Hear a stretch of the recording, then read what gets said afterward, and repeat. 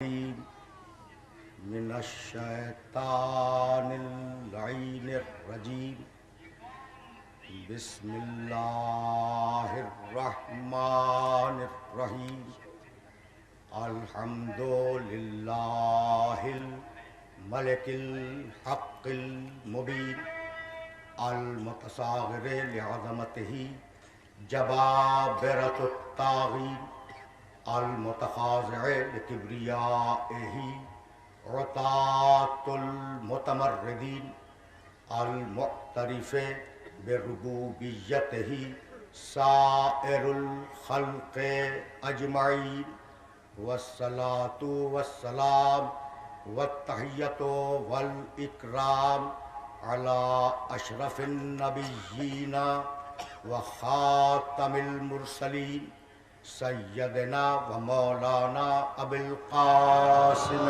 محمد و اہل بیتہ الطیبین الطاہرین المعصومین المظلومین اما بعد فقد قال اللہ سبحانہ وتعالی فی محکم کتابہ المبین بسم اللہ الرحمن الرحیم لیس البر ان تولوا وجوہکم قبل المشرق والمغرب ولکن البر من آمن باللہ والیوم الآخر والملائکۃ والکتاب والنبیین وآتى المال علی حبہ ذوی القربى والیتامى والمساکین وابن السبیل والسائلین وفی الرقاب اقام الصلاة وآت الزکاة والموفون بعہدہم اذا عاہدوا والصابرین فی الباساء والضراء وحین الباس اولئک الذین صدقوا واولئک هم المتقون صلوات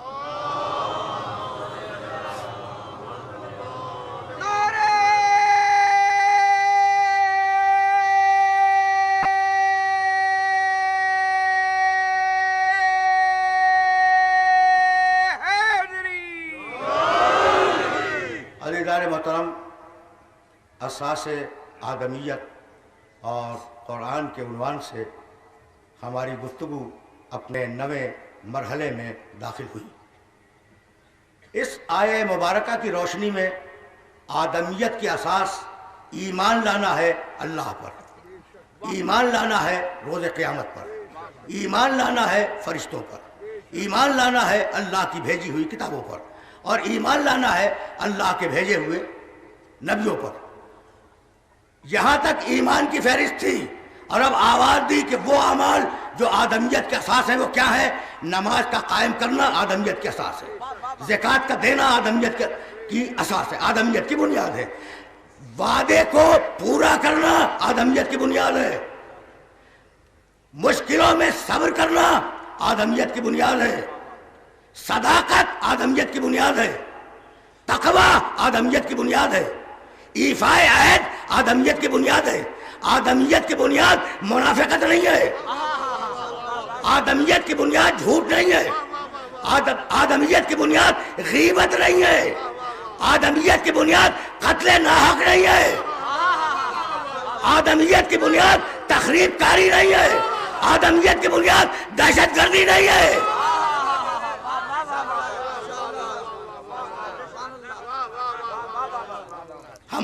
ہم آدمیت کی بنیاد پہ بات کر رہے ہیں، آدمیت کی بنیاد، خدا پہ ایمان لاؤ، بس اس کی پرستش کرتے رہو، بس اس کے سامنے اپنے سر تسلیم کو خم کر دو۔ کیا سورہ یاسین میں پروردگار نے آدم کے بیٹوں کو یہ نصیحت نہیں فرمائی کہ الم اعہد الیکم یا بنی آدم اللہ تعبدوا الشیطان انہ لکم عدو مبین وان اعبدونی ھذا صراط مستقیم وَلَقَدْ أَضَلَّ مِنْكُمْ جِبِلًّا كَثِيرًا أَفَلَمْ تَكُونُوا تَعْقِلُونَ۔ اے آدم کے بیٹو، کیا میں نے عالم ارواح میں تم سے یہ عہد نہیں لیا تھا کہ تم شیطان کی عبادت نہ کرنا، فقط اللہ کی عبادت کرنا، یہی صراط مستقیم ہے؟ لیکن میں کیا کروں کہ تم شیطان کے پیچھے گئے، رحمان کو تم نے چھوڑ دیا۔ علم اعہد الیکم، بھئی توجہ رہے، علم اعہد الیکم یا بنی آدم ان لا تعبدوا الشیطان انہ لکم عدو مبین۔ علم اعہد الیکم، سورہ یاسین 36واں سورہ قرآن کا۔ آدم کے بیٹو، کیا میں نے تم سے یہ عہد نہیں لیا تھا کہ تم شیطان کی عبادت نہیں کرو گے؟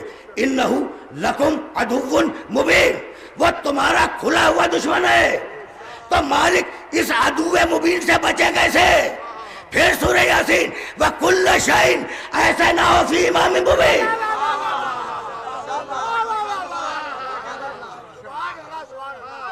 سمجھ رہے ہو؟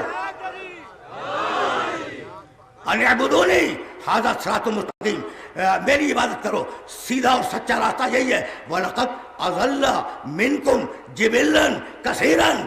یاد رکھو، قرآن یاد رکھو کہ شیطان نے تمہاری اکثریت کو گمراہ کر دیا۔ قرآن کی نگاہ میں اور اللہ کی نگاہ میں افرادی کثرت کی اہمیت نہیں ہے، کم ہو مگر انسان ہو، درندے نہ ہو۔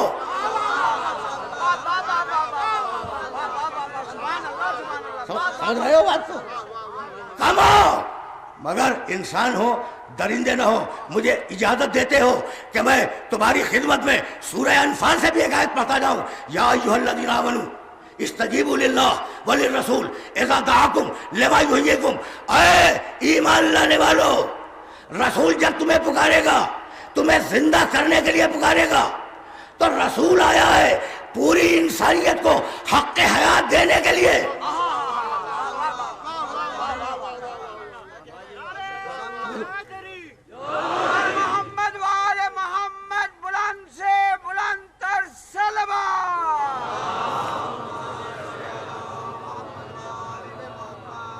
یا ایھا الذین آمنوا استجیبوا للہ وللرسول اذا دعاکم لما یحییکم۔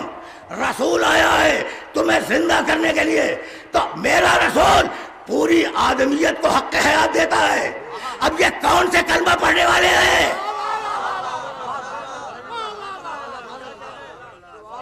یہ کون ہے؟ یہ کون ہے جو انسانیت کو حق حیات سے محروم کر رہے ہیں؟ مجھے مجبوراً یہ جملہ کہنا پڑتا ہے کہ اگر ملت اسلامیہ اپنے تشخص کو برقرار رکھنا چاہتی ہے، اگر ملت اسلامیہ اپنے وجود کو برقرار رکھنا چاہتی ہے، تو ملت اسلامیہ مجبور ہے اتحاد پیدا کرنے پر۔ بڑی طاقتیں، جبر و استبداد کی بڑی طاقتیں چاہ رہی ہیں، بین الاقوامی سازش ہے اسلام کے خلاف، بڑی طاقتیں یہ چاہ رہی ہیں کہ اسلام کو فنا کر دیا جائے۔ بھائی عجیب و غریب مرحلہ فکر ہے، اسلام کو فنا کر دیا جائے، یہ بڑی طاقتوں کی سازش ہے۔ تو تم اسی صورت میں بچ سکو گے جب اپنے اندر اتحاد پیدا کرو۔ یہ ساری افراتفری، یہ ساری بدامنی، یہ ساری سازشیں، یہ ساری خرابیاں فقط اس لیے ہیں کہ تم اللہ کے بدلے اپنی خواہش کو پوج رہے ہو۔ تم خدا کو نہیں پوج رہے ہو، اپنی خواہش کو پوج رہے ہو۔ ہوا ہے واو یہ کھڑا الف، ہوا کے معنی خواہش۔ آواز دی قرآن مجید نے، من اضل ممن اتبع ہواہ، جو اپنی خواہش کی پیروی کرے وہ دنیا کا گمراہ ترین شخص ہے۔ جو اپنی خواہش کی پیروی کرے وہ دنیا کا گمراہ ترین شخص ہے۔ پھر قرآن نے آواز دی، افرأیت من اتخذ الہہ ہوا۔ حبیب تو نے دیکھا کہ بہت سے لوگ ہیں جو اپنی خواہش کو اپنا خدا سمجھتے ہیں۔ پڑھا لکھا مجمع میرے سامنے ہے، افرأیت من اتخذ الہہ ہوا۔ لوگ خدا کی پرستش نہیں کرتے، اپنی خواہش کی پرستش کرتے ہیں۔ میرا جملہ یاد رکھو گے، لوگ ہبل کو پوچھتے تھے، لات کو پوچھتے تھے، منات کو پوچھتے تھے، عزا کو پوچھتے تھے۔ تو یہ جو بدھ بنائے گئے یہ خواہش کی بنیادی پہ تو بنے۔ تو سب سے بڑا خدا جھوٹا وہ خواہش ہے، وہ ہوا ہے۔ انسان کی ہوا، بھئی یہ ہوا کا لفظ یاد رکھنا جمع ہے اہوا، خواہشیں. آواز دی قرآن مجید نے، لو اتبع الحق اہواہم لفسدت السماوات والارض. اگر حق لوگوں کی خواہشوں کی پیروی کرنے لگے تو آسمان و زمین میں فساد پیدا ہو جائے.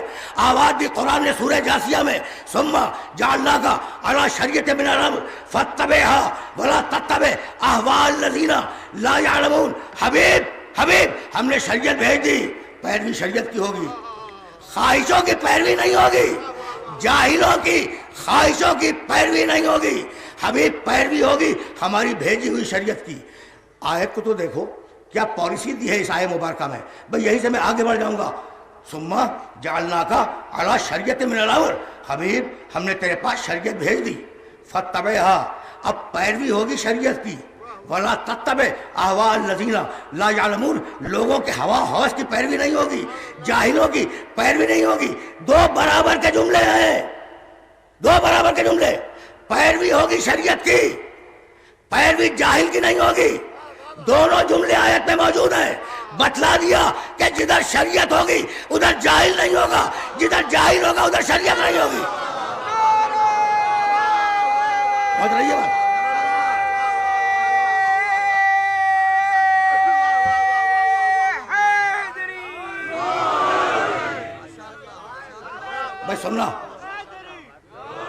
بھائی سننا بہت تیزی کے ساتھ میں آگے جا رہا ہوں. تو خبردار ہوا کی طرف نہ جانا. یہ ہوا سمجھ میں آ گیا؟ ہے واؤ یہ کھڑا الف، ہوا کے معنی خواہش. تو تم سب خواہش کے پیرو ہو، اور ایک ہے جو خواہش کا پیرو نہیں ہے. وما ینطق عن الہویٰ ان ہوا الا وحی یوحیٰ. میرا محمد تو خواہش سے بولتا بھی نہیں ہے.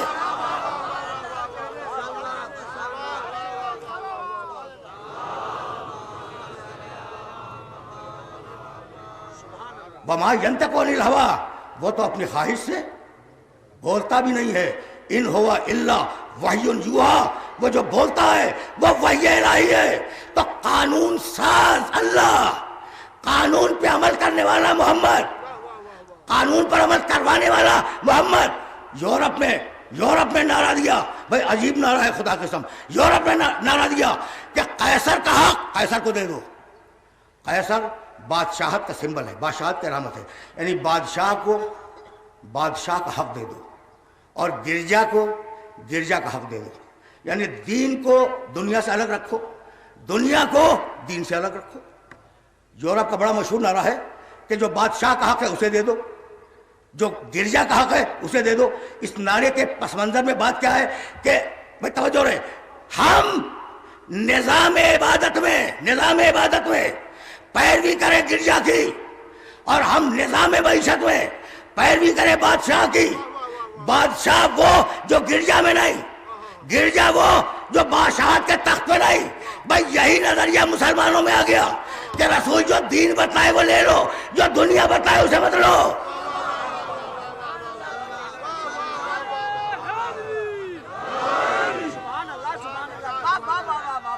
بھائی رکے رہنا، ابھی تو میں منزل تمہید سے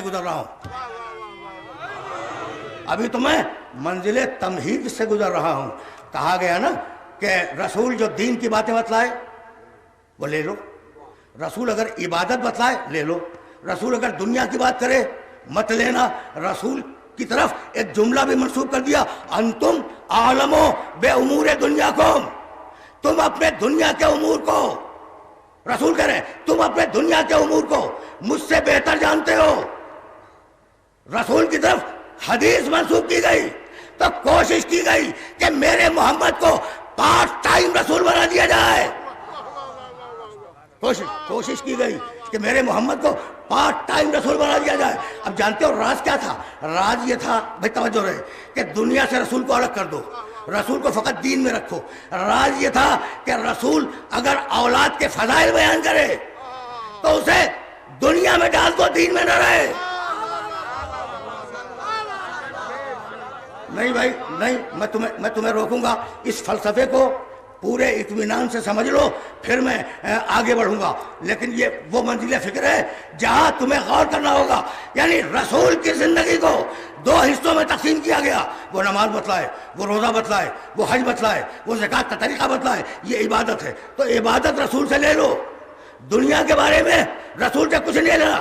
بیٹی کی فضیلت، بھائی توجہ رہے، باپ کی گفتگو ہے، نواسوں کی فضیلتیں نانا کی گفتگو ہے، ان کا تعلق دین سے نہیں ہے، ان کا تعلق عبادت سے نہیں ہے۔ اب اللہ نے توجہ رہے طے کیا کہ حبیب یہ تیری اولاد کی فضیلت سے انکار کرتے ہیں، اب تو ایسا کر کہ حسنین کو کندھے پہ لے لے مسجد میں، خطبہ چھوڑ دے مسجد میں، بیٹی کے لیے کھڑا ہو جا مسجد میں، علی کو دوست پہ بلند کر لے کعبے میں، اور علی کو مولا بنا دے منبر سے۔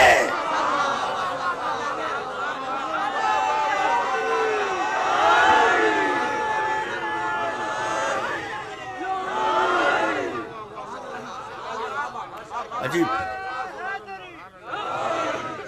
بھائی توجہ رکھنا، عجیب مرحلے فکر پہ تمہیں لے آیا ہوں، لیکن رک کے جملہ سنتے جاؤ۔ بھائی تم ہو سمتوں کے اسیر، بہت عجیب و غریب طریقے سے آج بات کر رہا ہوں تو اسے سننا۔ تم ہو سمتوں کے اسیر، جہتوں کے اسیر، میں ہوں جہتوں کا قیدی۔ اب یہ جہت کے معنی کیا ہے؟ دیکھو مشرق مغرب شمال جنوب یہ جہتیں ہیں نا، تو ہم ہیں قیدی ان جہتوں کے۔ میں اگر بات کروں گا تو اپنا منہ تمہاری طرف کروں گا، تم اگر مجھے سننا چاہو گے تو اپنے چہرے میری طرف رکھو گے۔ میں تمہاری طرف پیٹ نہیں کروں گا، تم میری طرف پیٹ نہیں کرو گے۔ کیوں؟ اس لیے کہ ہم لوگ جہت کے قیدی ہیں، جہت کے قید خانے میں گرفتار ہیں، لیکن وہ جس نے جہتیں بنائی ہیں، وہ جس نے جہتیں بنائی ہیں، وہ جہتوں کا قیدی نہیں ہو سکتا۔ اسی لیے قرآن نے آواز دی اینما تکونوا فثم وجہ اللہ، جدھر بھی رخ کرو گے اللہ کی توجہ ادھر ہی ملے گی۔ تو اللہ ہر طرف ہے، اللہ ہر طرف ہے، لیکن ہم طرف کے محتاج ہیں۔ اس لیے اللہ نے سوچا، بھائی توجہ رہے، فکر خدا کو تمہارے سامنے پیش کر رہا ہوں آیتوں کی روشنی میں۔ اللہ نے طے کیا کہ میں بندوں کے لیے ایک گھر بناؤں گا، میں بندوں کے لیے اپنا ایک گھر بناؤں گا تاکہ ان کے سجدے انتشار اور پراگندگی کا شکار نہ ہو جائے۔ یہ بات پوری طرح محسوس کرو تو میں اس مقام سے آگے بڑھ جاؤں۔ بہت طویل گفتگو نہیں ہے، لیکن جہاں لے آیا ہوں وہاں مجبوری ہے کہ اس فکر کو میں واضح کروں۔ تو انسان جہاد کا محتاج ہے، خدا جب ہر طرف ہے تو ہم اپنے سجدوں میں پراگندگی کا شکار ہو جاتے، انتشار کا شکار ہو جاتے۔ اس لیے پروردگار نے یہ طے کیا کہ میں ایک گھر بناؤں گا اور تمہارے سارے سجدے اس گھر کی طرف ہوں گے۔ طے ہو گئی نا بات، گھر بن گیا۔ اب جو گھر سے قریب ہو جائے اللہ سے قریب ہو جائے۔ نہیں بھائی سنو، میں کہنا کیا چاہ رہا ہوں، پورا دین ہے قربتاً الی اللہ، ٹھیک ہے نا، اس سے تو انکار نہیں ہے۔ پورا دین ہے قربتاً الی اللہ، اللہ کا قرب چاہنا، اللہ کے قربت چاہنا، یہ ہے پورا دین۔ توجہ رہے۔ اچھا تو پرابلم یہ ہے کہ ہم اللہ سے قریب کیسے ہوں؟ اللہ نے 3 چیزیں دی کہ ان سے قریب ہو جاؤ، مجھ سے قریب ہو جاؤ گے۔ محمد رسول اللہ، اس سے قریب ہو جاؤ، مجھ سے قریب ہو جاؤ گے۔ میرا قرآن، اس سے قریب ہو جاؤ، قریب ہو جاؤ گے۔ میرا گھر، اس سے قریب ہو جاؤ، قریب ہو جاؤ گے۔ توجہات مبذول رہے۔ تو اسلام میں قربت کے 3 ہی طریقے، رسول سے قریب ہو جاؤ، اللہ سے قریب ہو جاؤ گے۔ قرآن سے قریب ہو جاؤ، اللہ سے قریب ہو جاؤ گے۔ خانہ کعبہ کا حج کرنے کے لیے چلے جاؤ، قریب ہو جاؤ، اللہ سے قریب ہو جاؤ گے۔ اب تمہیں بتلاؤں، یہ 3 قربتیں ہیں نا، پورا دین ان 3 قربتوں پہ ہے۔ رکے رہنا۔ اپنے آخری سننے والے سے بھی اپیل کر رہا ہوں کہ ذرا سی توجہ دینا۔ اگر قرآن سے قریب ہو گئے اللہ سے قریب ہو گئے، اگر محمد رسول اللہ سے قریب ہو گئے اللہ سے قریب ہو گئے، اگر کعبے سے قریب ہو گئے اللہ سے قریب ہو گئے۔ حجۃ الوداع کے موقع پر، میرے نبی کا آخری حج، اس موقع پر جو لوگ میرے نبی کے ساتھ تھے وہ نبی سے قریب تھے یا نہیں؟ خانہ کعبہ میں حج کر رہے تھے، کعبے سے قریب تھے یا نہیں؟ اور یہ وہ لوگ ہیں جنہوں نے براہ راست نبی سے قرآن لیا، قرآن سے قریب ہے یا نہیں؟ بھائی توجہ رہے، نبی کے ساتھ جو لوگ آخری حج میں تھے وہ محمد سے قریب، کعبے سے قریب، قرآن سے قریب، اب قیامت تک اتنے قریب لوگ دنیا میں کہیں نہیں ملیں گے۔ لیکن عجیب بات ہے کہ تینوں قربتیں ان بزرگوں میں موجود تھیں جو رسول کے ساتھ حج کر رہے تھے۔ اب رسول نے آواز دی یہ قربتیں بیکار ہیں جب تک اس کو مولا نہ مانو۔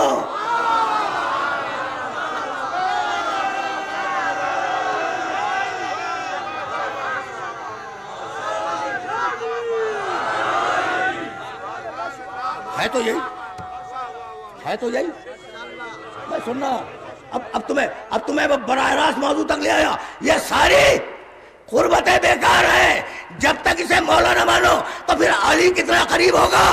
بھائی اگر قریب نہ ہوتا تو اپنے گھر میں پیدا ہونے کی اجازت نہ دیتا۔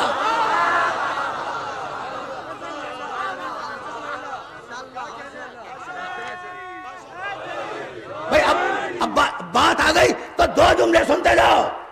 وہ درد جو عورتوں کو عارض ہوتا ہے ولادت کے وقت، فاطمہ بنت اسد کو وہ درد لاحق ہوا، آئی خانہ کعبہ کے قریب اور خانہ کعبہ کے غلاف کو تھام کے کہا اللہم انی مومنۃ بک وبما انزلت، پروردگار میں ایمان رکھتی ہوں تیری ذات پر اور ایمان رکھتی ہوں ہر اس پر جس نے تجھے دنیا میں بھیجا۔ سننا اللہم انی مومنۃ بک، پروردگار میں تیرے اوپر ایمان رکھتی ہوں، وبما انزلت، اور جو کچھ تو نے بھیجا ہے اس پر ایمان رکھتی ہوں، بحق ابراہیم الخلیل وبحق ھذا الذی فی بطنی، پروردگار تجھے واسطہ ابراہیم کا، تجھے واسطہ اس بچے کا جو میرے پیٹ میں ہے، میری مشکل کو آسان کر دے۔ ابراہیم کے ساتھ علی کا نام لیا، بتلا دیا علی ابراہیم جیسا، ابراہیم علی جیسے۔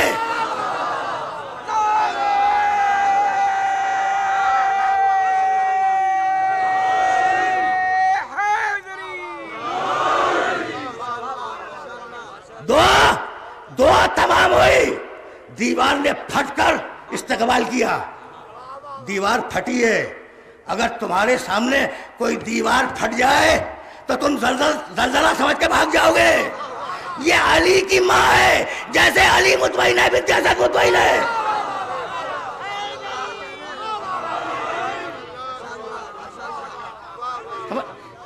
سمجھ رہے ہو بات کو؟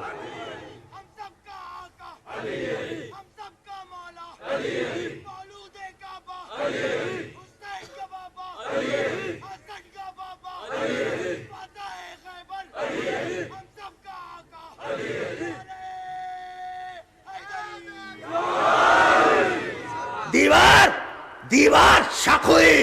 رک جاؤ، یہ کسی آدمی نے شک کی تھی؟ دیوار کا آدمی نے پھاڑی تھی؟ کیا ابو طالب نے دیوار توڑ دی تھی؟ دیوار توڑی ہے اللہ نے، اور یہ وہ اللہ ہے جس نے ابراہیم و اسماعیل سے کہا، جب خانہ کعبہ بنا چکے ہیں نا ابراہیم و اسماعیل، کہنے لگا انطہر بیتی للطائفین والعاکفین والرکع السجود۔ دیکھو ابراہیم و اسماعیل، میرے گھر کو پاک رکھنا، یہاں طواف کرنے والے آئیں گے، یہاں اعتکاف کرنے والے آئیں گے، یہاں سجدے کرنے والے آئیں گے، یہاں رکوع کرنے والے آئیں گے، تو حکم یہ ہے کہ گھر کو پاک رکھنا۔ اللہ کہہ رہا ہے گھر کو پاک رکھنا، اور وہی اللہ دیوار توڑ رہا ہے کہ فاطمہ بنت اسد آ جائے۔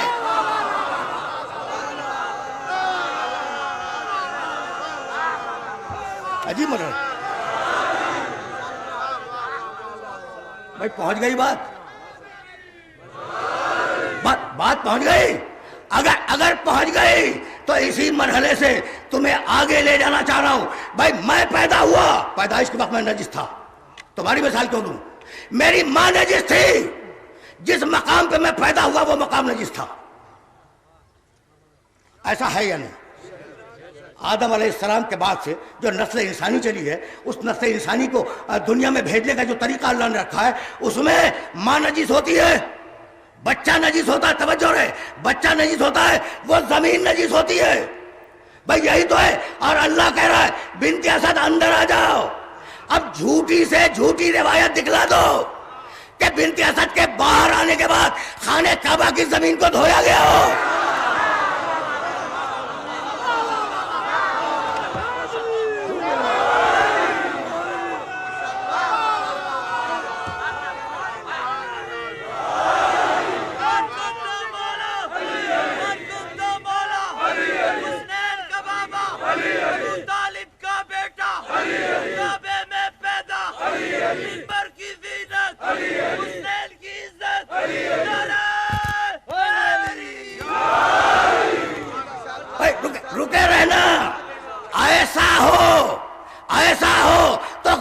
مولا بنے. بھائی بہت توجہ رہے. ولادت علی سے قدیر تک آیا ہوں میں, اور ایک جملہ ہدیہ کروں گا. بھائی آیت یاد ہے, یا ایھا رسولو, سب کو یاد ہوگی, ہزاروں مرتبہ یہ آیت سنیے نا, یا ایھا رسولو بلغ, آگے کیا ہے, ما انزل الیک من ربک.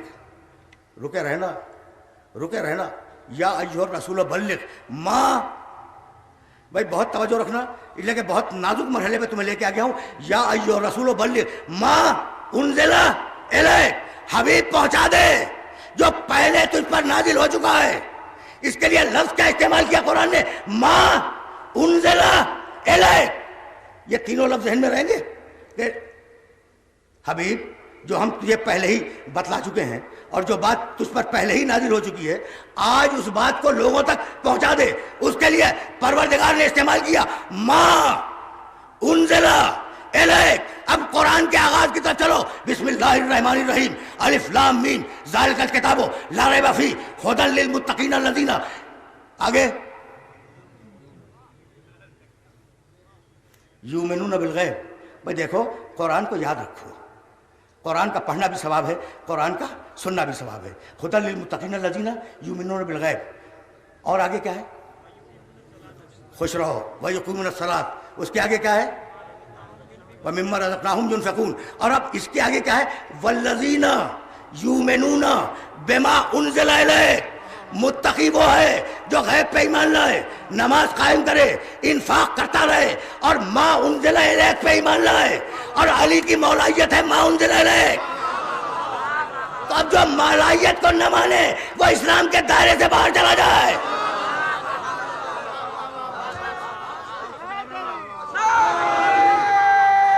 رکے رہنا.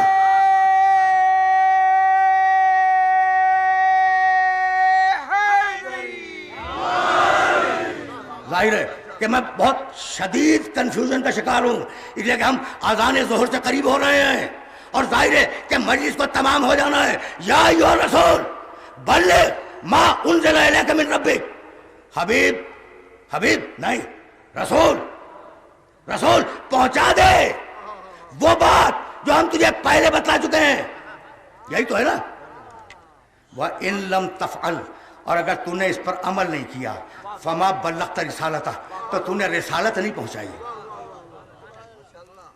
بھائی سننا. وَإِن لَمْ تَفْعَلْ فَمَا بَلَّغْتَ رِسَالَتَهُ. اگر تو نے اس پر عمل نہیں کیا, علی کی مولائیت کا اعلان نہیں کیا, تو تو نے رسالت نہیں پہنچائی. ٹھیک ہے نا, یہی ہے نا, تو نے رسالت نہیں پہنچائی. رسول نے نماز پہنچائی, رسالت ہے. روزہ پہنچایا, رسالت ہے. حج پہنچایا, رسالت ہے. زکوٰۃ کا حکم پہنچایا, رسالت ہے. خمس کا حکم پہنچایا, رسالت ہے.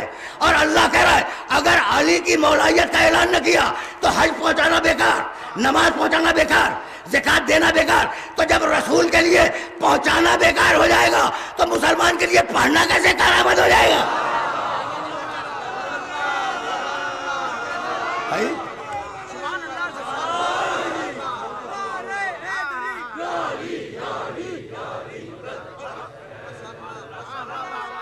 سمجھ رہی ہے؟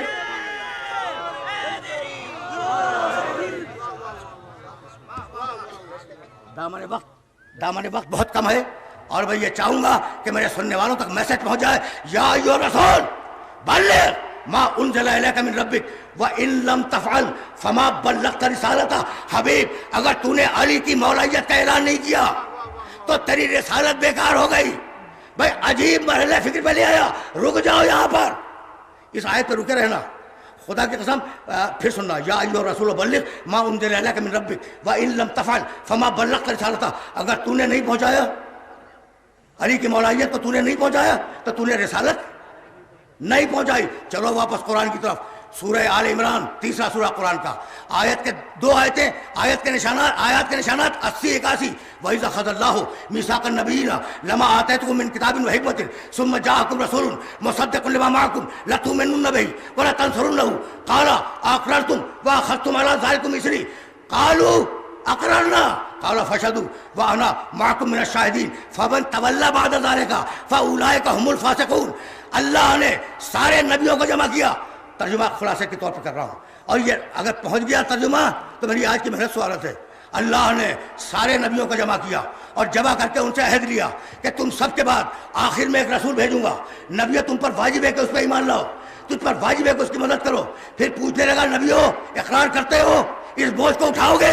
سارے نبی بولے، توجہ رہے، سارے نبی بولے پروردگار ہم اقرار کرتے ہیں، تیرے محمد پہ ایمان لائیں گے۔ قال فشہدوا، اللہ کہنے لگا گواہ رہنا، وَأَنَا مَعَكُم مِّنَ الشَّاهِدِينَ، اور میں بھی تمہارے ساتھ گواہی دینے والوں میں شامل ہوں۔ تو آدم نے اقرار کیا کہ میں محمد پر ایمان رکھتا ہوں، نوح نے اقرار کیا میں محمد پر ایمان رکھتا ہوں، بھائی توجہ رہے، ابراہیم نے اقرار کیا میں محمد پر ایمان رکھتا ہوں، موسیٰ عیسیٰ نے اقرار کیا میں محمد پر ایمان رکھتا ہوں۔ اب بات کیا ہے سنو گے؟ فمن تولیٰ بعد ذلک، سنو نبیوں، اگر ایمان لانے کے بعد تم نے منہ پھیر لیا تو تمہاری رسالتیں بیکار۔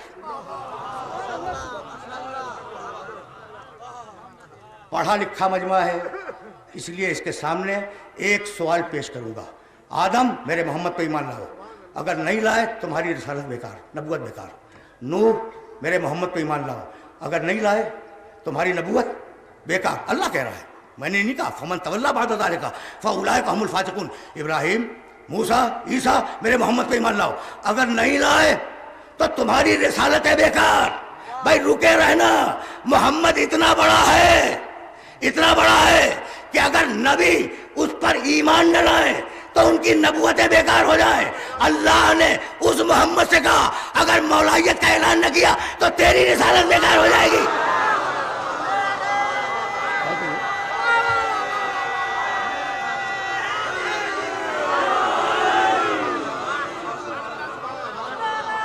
پہنچ گئی بات، پہنچ گئی؟ عجیب مرحلہ ہے، فکر کا عجیب مرحلہ ہے۔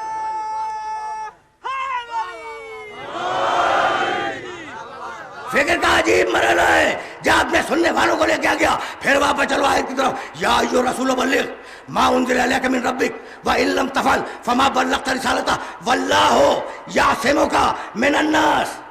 مالک علی کی مولائیت، بے توجہ، مالک کہہ رہا ہے کہ حبیب علی کی مولائیت کا اعلان کر دے اور اللہ تجھے لوگوں کے شر سے محفوظ رکھے گا۔ اچھا، وہ پاکیزہ مجمع جس کی میں ابھی تعریف کر رہا تھا، اب مشرکین تو نہیں ہے نا، پاکیزہ مجمع ہے، اور اللہ کہتا ہے کہ حبیب علی کی مولائیت کا اعلان کر دے، میں تجھے لوگوں کے شر سے محفوظ رکھوں گا، رکے رہنا۔ تو اس کا مطلب یہ ہے کہ علی کی مولائیت کے اعلان کے بعد شر ہونے والا ہے۔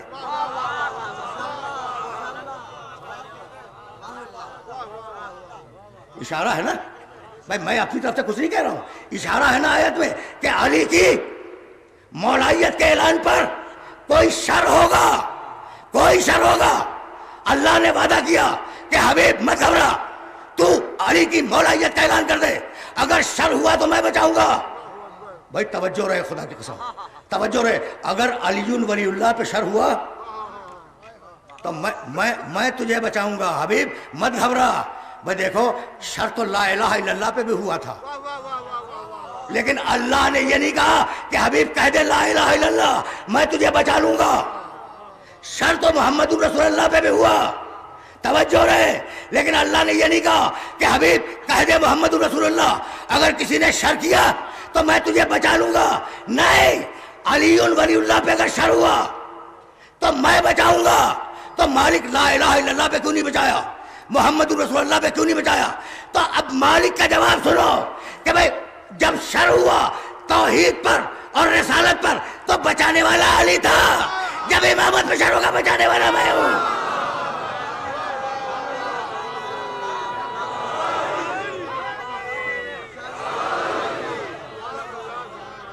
بہت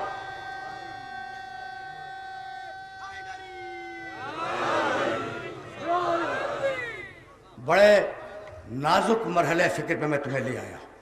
بھائی رکنا، یا ایھا الرسول بلغ ما انزل الیک من ربک وان لم تفعل فما بلغت رسالتہ۔ حبیب وہ پہنچا دے جو نازل ہو چکا ہے من ربک، تیرے رب کی طرف سے۔ آیت میں خود موجود ہے نا کہ تیرے رب کی طرف سے کوئی چیز نازل ہو چکی ہے۔ اعلان ولایت علی کے بعد اٹھ کے کھڑا ہو گیا تھا کہ یا رسول اللہ. بھائی تم جانتے ہو، اب ظاہر ہے کہ میں واقعے کو تو طول نہیں دوں گا. حارث ابن نعمان نے فوری اٹھ کے کھڑا ہو گیا کہ یا رسول اللہ، یہ جو آپ نے علی کو مولا بنا دیا تو اپنی مرضی سے، اللہ کی مرضی سے. آپ نے کہا نماز پڑھو، ہم نے پڑھی. آپ نے کہا روزہ رکھو، ہم نے روزہ رکھا. آپ نے کہا جہاد میں چلو، ہم آپ کے ساتھ جہاد میں گئے. تو یہ جو علی کو مولا بنایا تو اپنی مرضی سے یا اللہ کی مرضی سے؟ رسول نے آواز دی کہ میں نے زندگی میں کوئی کام اپنی خواہش سے نہیں کیا. بھائی رکے رہنا، رکے رہنا. رسول نے کیا جواب دیا کہ میں نے کوئی کام اپنی خواہش سے زندگی میں نہیں کیا. اب رک جاؤ، حارث کا سوال کیا ہے کہ آپ نے مولا بنایا ہے اپنی مرضی سے یا اللہ نے؟ یہی تھا نا سوال. آیت کیا ہے؟ یا ایھا الرسول بلغ ما انزل الیک من ربک، جو تمہارے رب کی طرف سے پیغام آ چکا ہے اسے پہنچا دو. تو آیت تو خود کہہ رہی تھی کہ مولائیت اللہ کی طرف سے آئی ہے. تو جب زمانے رسول میں قرآن فہمی کا یہ عالم ہے تو بعد رسول یہ کتاب کیسے کافی بن جائے گی؟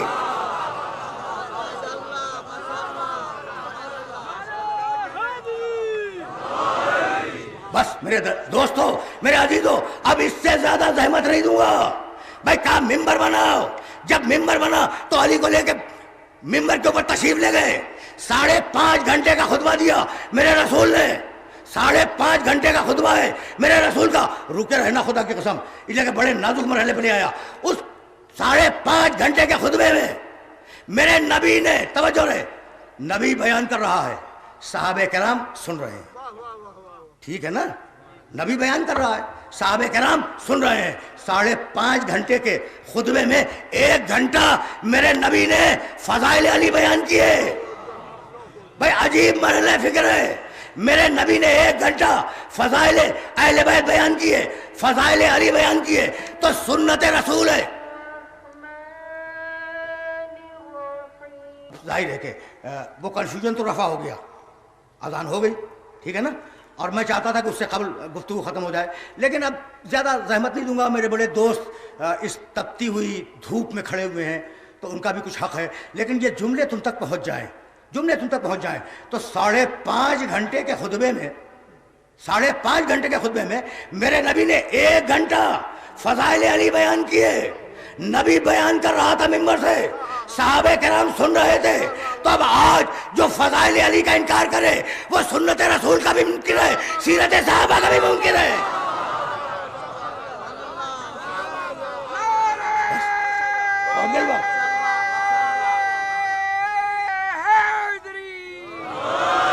بس میری آج کی تقریر تمام ہوئی. اٹھ کے کھڑا ہوا، کہنے لگا بھائی عجیب مرحلہ فکر ہے، اور اس مرحلہ فکر پر ایک جملہ سنو پھر میں مصائب کی طرف چلا جاؤں گا. حارث ابن نعمان نے فوری اٹھ کے کھڑا ہوا. یا رسول اللہ، آپ نے کہا نماز پڑھو، ہم نے پڑھی. آپ نے کہا روزہ رکھو، ہم نے روزہ رکھا. آپ نے کہا حج کرو، ہم نے آپ کے ساتھ حج کیا. آپ نے کہا جہاد میں چلو، ہم آپ کے ساتھ جہاد میں گئے. یا رسول اللہ، جو آپ کہتے گئے وہ ہم مانتے گئے. آپ نے کہا کہو لا الہ الا اللہ، ہم نے کہا لا الہ الا اللہ. آپ نے کہا کہو محمد رسول اللہ، ہم نے کہا محمد رسول اللہ. اب آپ جو کہہ رہے ہیں کہ علی ولی اللہ کہو تو اپنی مرضی سے یا اللہ کی مرضی سے؟ کہا کہ میں نے اپنی زندگی میں کوئی کام اپنی مرضی سے نہیں کیا. چلا حارث نے سن لیا نا کہ یہ علی کی مولائیت اللہ کی مرضی ہے. چلا اور یہ کہتا ہوا چلا کہ پروردگار، اگر رسول نے تیری مرضی سے علی کو مولا بنایا ہے تو تو مجھ پہ عذاب نازل کر دے، جانتے بوجھتے ہوئے کہ علی اللہ کا بنایا ہوا مولا ہے، پھر عذاب مانگ رہا ہے. تو تم ایسے لوگوں کو کب تک سمجھاؤ گے؟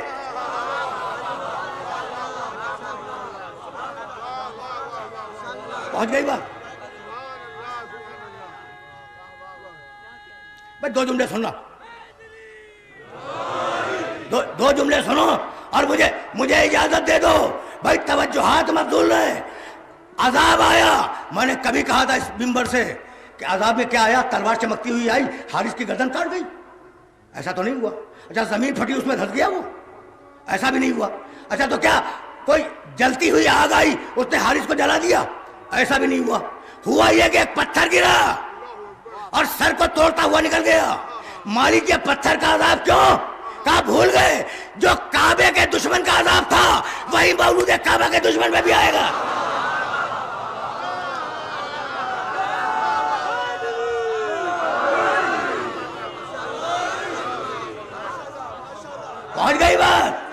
پہنچ گئی بات. عذاب آ گیا یا نہیں؟ بس اب روک رہا ہوں خدا کی قسم. اور یہ جملہ رائے گا نہ جانے پائے. تقریر رک گئی. فضائل علی سمجھ میں آ گئے؟ تقریر رک گئی. عذاب آیا. کس پر آیا؟ علی ولی اللہ کے منکر پر. تو کوئی ضروری ہے کہ اگر کوئی عذاب مانگے اللہ دنیا ہی میں عذاب دے دے؟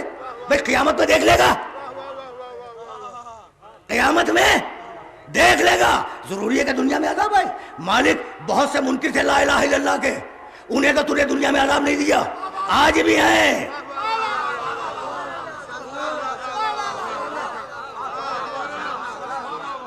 لا الہ کے, لا الہ الا اللہ اس کے منکر آج بھی بہت ہیں.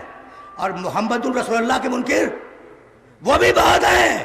یعنی یا رسول اللہ کہنے کو بھی پسند نہیں کرتے.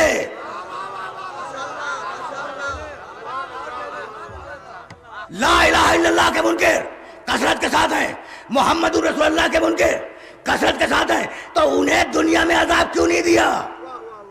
منکرین لا الہ الا اللہ کو عذاب دے دیتا, منکرین محمد الرسول اللہ کو عذاب دے دیتا. یہ علی ولی اللہ کے منکروں کو کبھی. بات یہ ہے کہ توحید و رسالت کے منکروں کو میں قیامت میں دیکھوں گا, لیکن علی کے منکروں میں, علی کے منکروں کو دنیا میں بھی عذاب دوں گا, آخرت میں بھی عذاب دوں گا.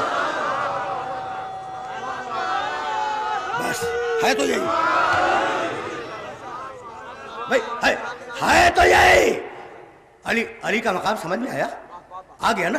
تو اب مجھے جانے دو مصائب کی طرف. کربلا کے میدان میں مقام علی سمجھ میں آ گیا نا؟ کربلا کے میدان میں جب اصغر کے علاوہ کوئی نہ رہا, اصغر کے علاوہ جب کوئی نہ رہا تو حسین خیمے میں گئے, رسول کا امامہ پہنا, رسول کی آباد دوش پہ ڈالی, رسول کی تلوار اپنے بغل میں حمایل کی, رسول کے ناقے ازبا پہ سوار ہوئے, میدان جنگ میں آئے, خطبہ دیا, حمد کی اللہ کی, ثنا کی اللہ کی, رسول پہ درود و سلام بھیجا. اور اس کے بعد حسین نے یہ آواز دی, بما تقتلوننی, تم میرے قتل پر آمادہ کیوں ہو؟ تم میرے قتل پر آمادہ کیوں ہو؟ ام علی شریعت غیرتھا, کیا میں نے شریعت میں کوئی تبدیلی کر دی ہے؟ کیا میں نے اللہ کی شریعت بدل دی؟ کہا نہیں حسین تم نے ایسا نہیں کیا. پھر دوسرا سوال کیا, ام علی سنت بدلتھا, کیا میں نے رسول کی سنت بدلی ہے؟ ساری فوج پکاری کہ نہیں حسین تم نے ایسا نہیں کیا. پھر تیسرا سوال کیا کہ ام علی دمائن سفکتھا, کیا میں نے خون ناحق بہایا ہے؟ ساری فوج پکاری کہ حسین تم نے خون ناحق نہیں بہایا. اب حسین نے فوج یزید سے سوال کیا, کیا میں نے شریعت بدلی؟ کہا کہ نہیں. کیا میں نے سنت رسول بدلی؟ کہا نہیں. کیا میں نے خون ناحق بہایا؟ کہا نہیں. یعنی حسین نے دشمنوں سے گواہی لے لی کہ اللہ کی شریعت میرے پاس, محمد کی سنت میرے پاس, امن کا نعرہ میرے پاس ہے, کسی اور کے پاس نہیں. سن رہے ہو نا؟ پالیسی پہنچ رہی ہے. جب پوری فوج سے آواز آ گئی کہ نہیں حسین تم نے اللہ کی شریعت نہیں بدلی, تم نے رسول کی سنت نہیں بدلی, تم نے کوئی خون ناحق نہیں بہایا. پوچھا بما تقتلوننی, تم میرے قتل پر آمادہ کیوں ہو؟ پیسر سعد گھوڑے کی رکابوں پر زور دے کے بلند ہوا اور کہنے لگا, یا حسین بغضاً لابیک, تمہارے باپ کے فضائل کا بدلہ ہم تم سے لے رہے ہیں. کربلا انتقام فضائل علی. جب کوئی نہ رہا اصغر کے علاوہ تو ایک مرتبہ میرا مولا خیمے سے باہر آیا اور آواز دی, حل من ناصر ینصرنا.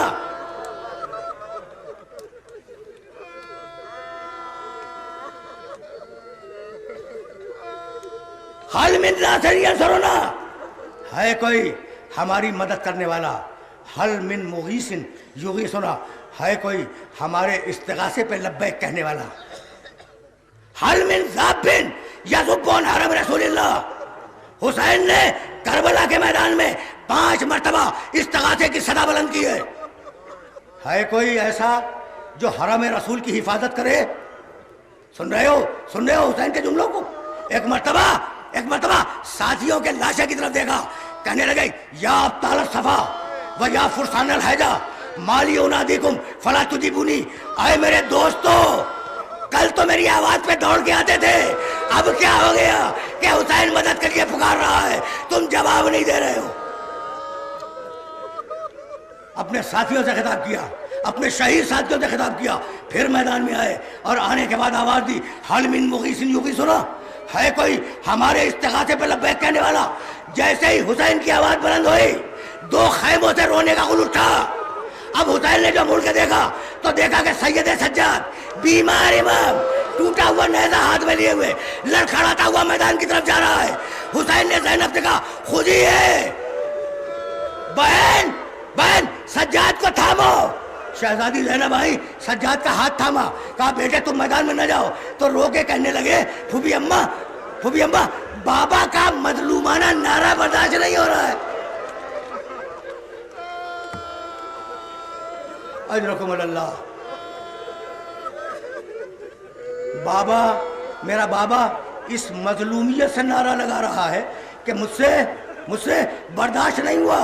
حسین دوڑتے ہوئے آئے، سید سجاد کو گود میں اٹھایا، کہا تو میرے بعد امامت کا وارث ہے، یہ کہہ کر سجاد کو خیمے میں پہنچایا، اور اب حسین چلے اس خیمے کی طرف جس سے رونے کی آواز بلند تھی۔ دروازے پہ آئے، کہا رباب کیا بات ہے؟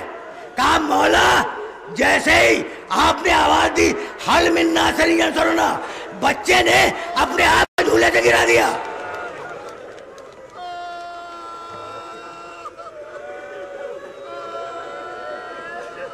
تم نے گریہ کیا، مجلس تمام ہو رہی ہے، بچہ جھولے سے گر گیا نہیں، بچے نے اپنے آپ کو جھولے سے گرا دیا۔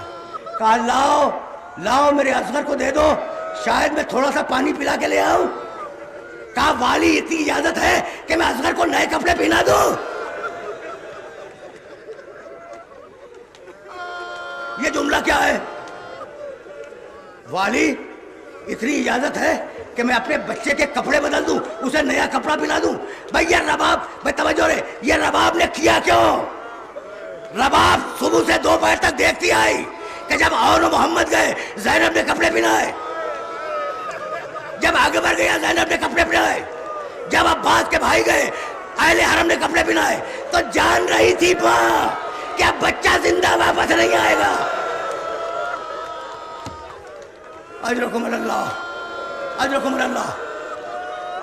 کپڑے تبدیل کیے رباب نے، حسین کی گود میں بچے کو دیا، حسین نے بچے کو لیا، ابا کا سایہ کیا۔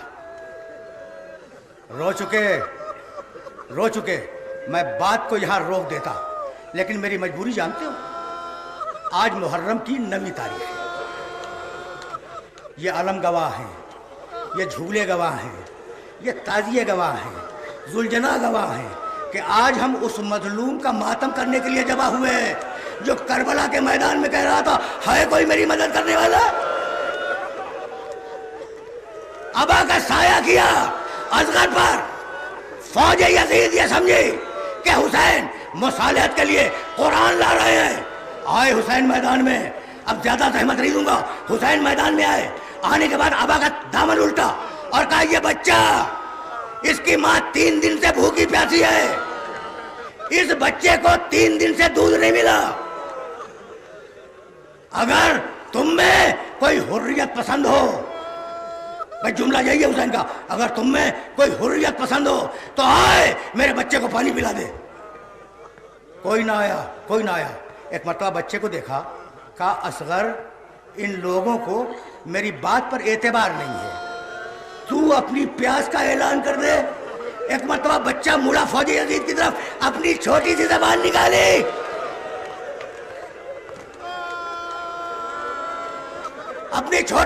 نکالی، یہ وہ وقت تھا جب فوج یزید کے سپاہی پھوٹ پھوٹ کر رو رہے تھے۔ پسر ساتھ گھبرا گیا، حرملہ سے کہا اقطع کلام الحسین، حسین کی بات کو کاٹ دے، اب جو تیر چلا تو بچہ باپ کے ہاتھوں پہ منقلب ہو گیا۔ اجرکم اللہ، سن رہے ہو؟ اچھا بھائی سنو، بچہ باپ کے ہاتھوں پہ منقلب ہو گیا۔ حسین نے پھر ابا کا سایہ کیا، چلے خیمے کی طرف۔ اب تمہارے ذہن میں یہ بات محفوظ ہے نا کہ حسین باپ بھی ہے، حسین رباب کا شوہر بھی ہے، حسین کائنات کا امام بھی ہے۔ امامت کہہ رہی ہے کہ لاشا لے جاؤ، باپ کی محبت کہہ رہی ہے کہ ماں برداشت نہ کر سکے گی، ماں کے پاس نہ لے جاؤ۔ یہی وہ مرحلہ تھا جب حسین اصغر کا لاشا لے کر 7 مرتبہ آگے بڑھے، 7 مرتبہ پیچھے ہٹے، رضن بقضائہ و تسلیما لامرہ انا للہ و انا الیہ راجعون۔ حسین کہتے جاتے ہیں، آگے بڑھتے ہیں، پیچھے ہٹتے ہیں۔ ایک مرتبہ حسین نے دل کو مضبوط کیا، آئے رباب کے دروازے پر، آواز دی رباب کہاں ہو؟ ماں خیمے کے دروازے پہ آ گئی، کہا رباب میں کون ہوں؟ کہا آپ زمانے کے امام ہیں، میرے شوہر ہیں۔ کہا اگر کچھ کہوں گا تو مانو گی؟ کہا والی مانوں گی۔ ایک مرتبہ آبا کا سایہ ہٹا دیا، کہا رباب تیرے بچے کو پانی سے نہ پلا سکا، البتہ تیر کا نشانہ بنا کے لایا۔ 2 جملے، رک جاؤ۔